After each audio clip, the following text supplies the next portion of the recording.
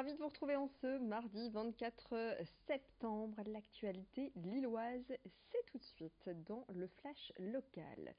Le désarroi, pour commencer, de certains habitants de Wannehain. Depuis 7 ans maintenant, ils constatent des fissures à l'extérieur et à l'intérieur de leur habitation. Au moins 10% des habitations de la commune seraient concernées. En cause, la sécheresse qui, sur ce sol argileux, occasionne des glissements de terrain et donc des fissures. Pour les propriétaires, eh bien, il faut absolument être indemnisé, sauf que pour être indemnisé par l'assurance, l'état de catastrophe naturelle doit être reconnu, ce qui n'est pas encore le cas. Depuis quelques mois, les habitants ont créé un collectif pour tenter de se défendre. Parmi eux, Grégory Terrier, qui s'est confié à Rémi Desremaux. D'été en été, en fait, ça s'accentue. Donc aujourd'hui, on en arrive effectivement à voir la poutre maîtresse de la maison qui est en train de se fissurer sévèrement. Et en fait, on ne se rend pas forcément compte, mais là, toute la maison bascule de 5 à 10 cm. Il y a tout un pignon qui s'enfonce, donc on a des fissures sur les murs périphériques.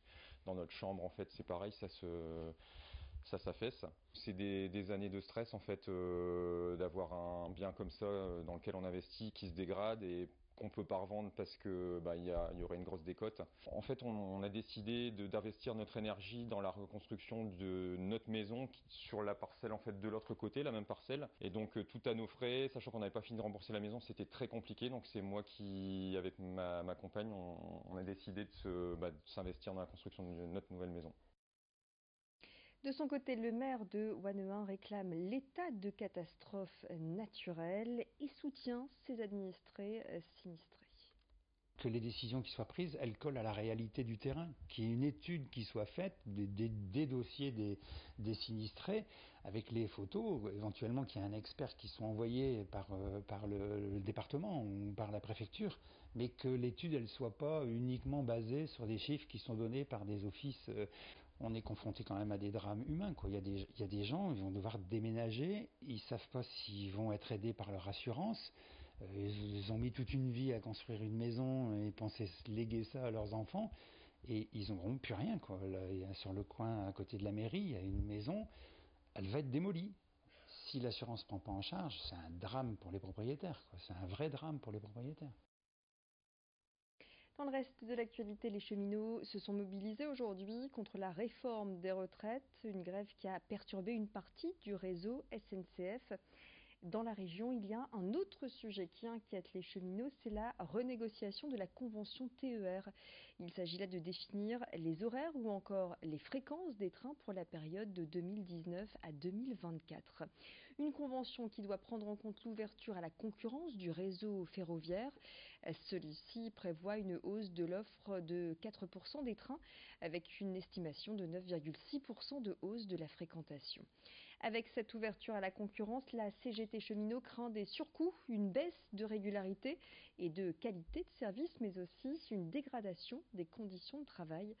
La CGT dénonce un modèle de marché concurrentiel au détriment du service public, comme l'a expliqué Dominique Sens, délégué régional de la CGT au micro de Rémi Desremaux.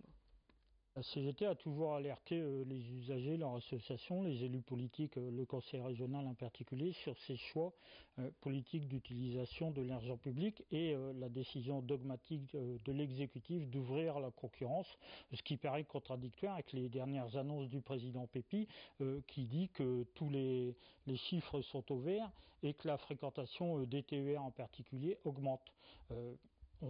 On est persuadé, avec l'exemple d'autres pays européens, que ce n'est pas l'ouverture à la concurrence seule qui va régler les problèmes d'attractivité du train pour faire diminuer le mode routier et toutes ses conséquences sur les gaz à effet de serre et la pollution en général. Ce mercredi, le LOSC reçoit Strasbourg dans le cadre de la 7e journée du championnat. Un match sans l'attaquant Timothée Weah, toujours blessé. Les Dogs continuent ainsi leur série de 8 matchs en 4 semaines avec un déplacement à Nice samedi à 20h. Lors de leur dernier match dimanche, les nordistes ont gagné leur premier point à l'extérieur de la saison face à Rennes avec un score de 1 partout.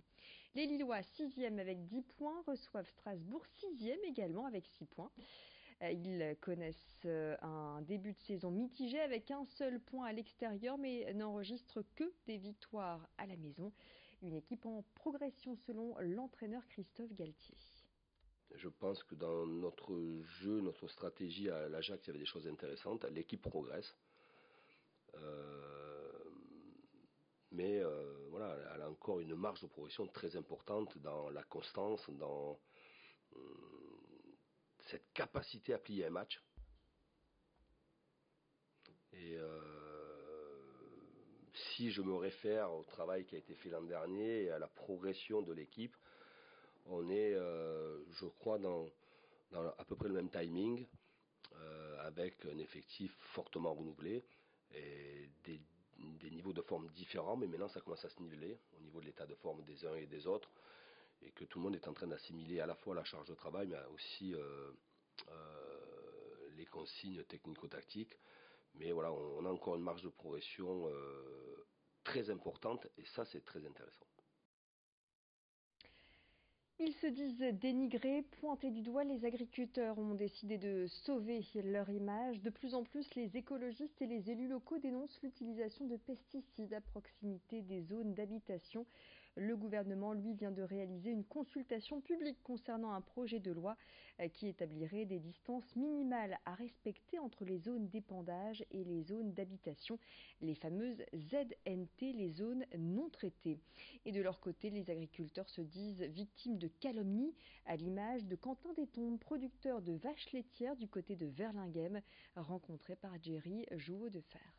On a dans le collimateur les produits phytopharmaceutiques qui sont ni plus ni moins que des médicaments pour que la plante elle reste en bonne santé. J'ai envie de dire, c'est la comparaison peut-être bête, mais quand vous êtes malade, vous allez au médecin, ensuite vous allez à la pharmacie. L'agriculteur c'est pareil, quand la plante elle est malade, pouf, il va avoir son négoce qui lui prescrit un médicament, ils vont à deux sur la parcelle, ils regardent la parcelle et après ils pulvérisent. Les phytos, c'est comme les antibiotiques, c'est pas automatique. C'est la fin de cette édition. Restez avec nous tout de suite, les prévisions météo. Et puis, dans le prochain quart d'heure, ne ratez pas le portrait du jour, l'histoire d'une reconversion atypique, un rugbyman devenu pâtissier. Ce sera dans l'édition régionale. Excellent moment à vous tous.